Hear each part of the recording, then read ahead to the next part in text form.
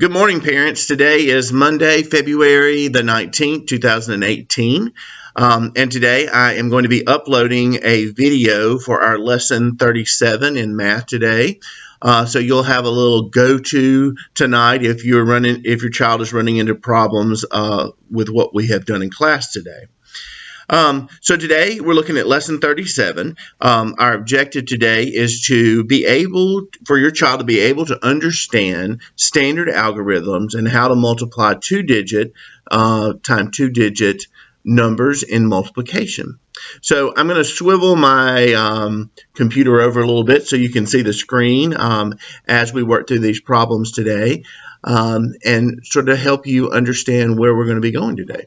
So just sort of bear with me a little bit. This is our first video, and we will see how it goes. All right.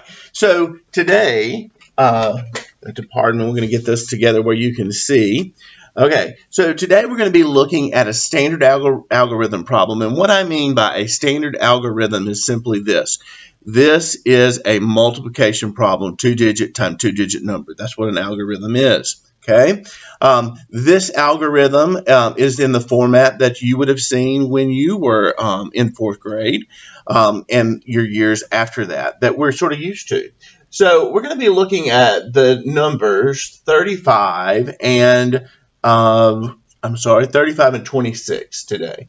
So we're going to be multiplying the numbers 35 times 26. So 35 times 26. Hopefully that's not at too big of an angle so there you can see it. Okay.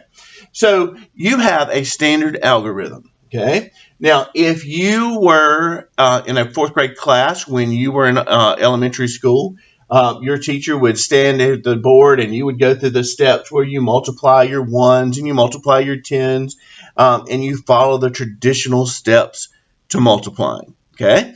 There is nothing wrong with doing it that way.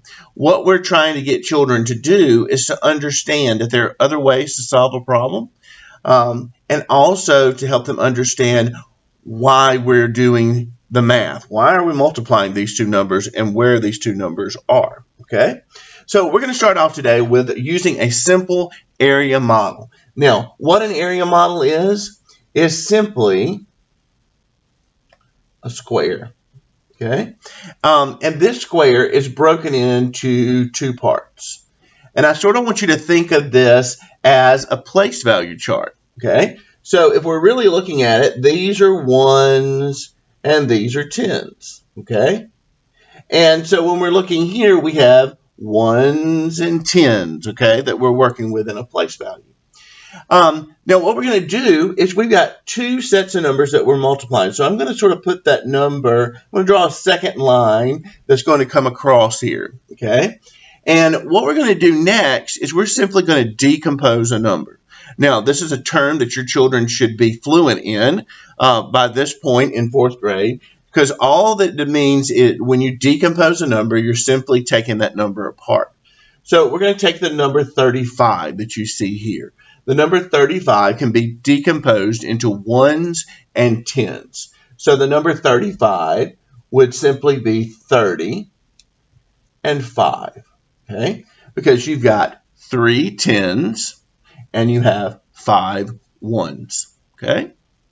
Now, on the flip side, on this side, we're going to take the number 26 because that's what we're multiplying it by. We're multiplying it by the number 26. So we're simply going to write it this way. This is 20 and this is 6. Okay? So now you have a place value chart. Inside that place value chart is something called an area model. Okay?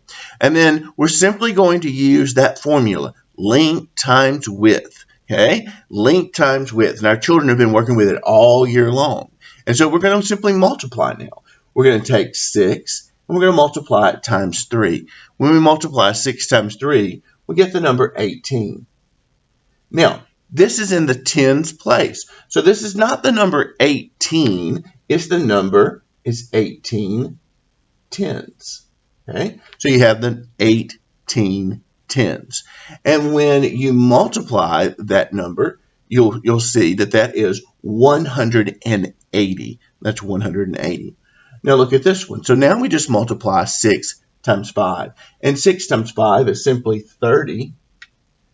And you're dealing with ones, okay? You're dealing with ones, so this is 30 what? Ones.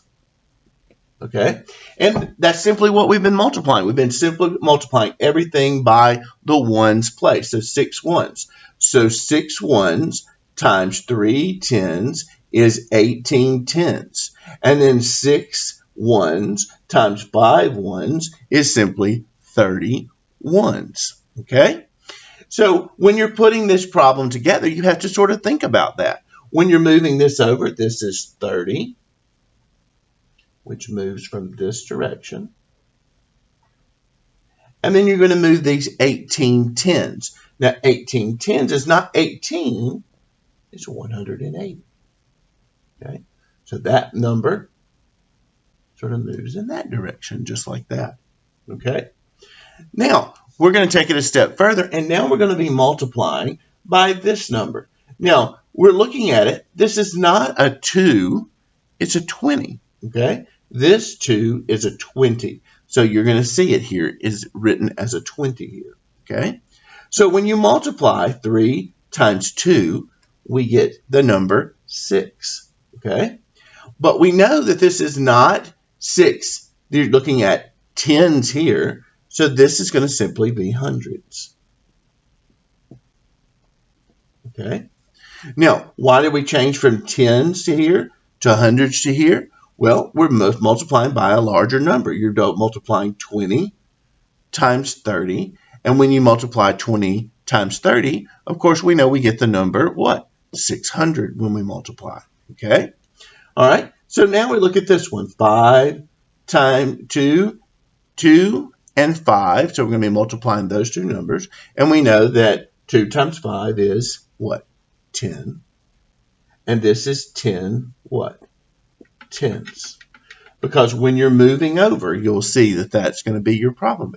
So you'll simply move this number here. So that is 100. Because it's 10 tens. And this is 6 hundreds. You'll move it 6 hundreds like this. Okay. All right. And then we just simply do the math. We add them up. And as we look, 8, 9, 10, 11, carry your 1, 6, 7, 8, 9. Okay. So your product for this answer is 910. It's 910 is your answer. Okay? 910. So what we're going to do now is we're going to look at it so you can sort of get this in your mind what you're looking at. Okay? So I want you to look at this number right here. So we've got 30 and we've got 180. Okay? If we do 30 and 180 and we add them together, you're going to come up with a number 210. Okay? So that's going to come up with 210. And if we add 600 and 100, we're going to come up with a number 700, correct? Okay? And when you add 700 and 210 together, you're going to come up with 910. Okay? So I want you to think of it as terms like this. If you look at this number and you multiplied 35 times 6, okay? 35 times 6, when you multiply that number, when you come up with your product, you're going to come up with 210. Okay?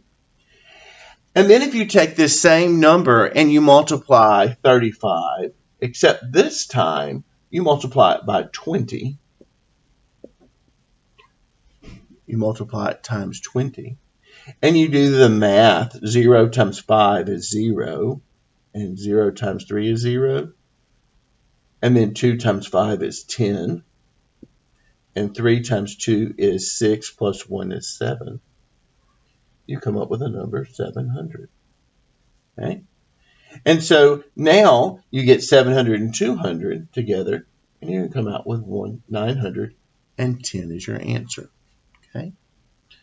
So today's lesson, we're going to be talking about how to multiply double-digit times double-digit numbers using an area model.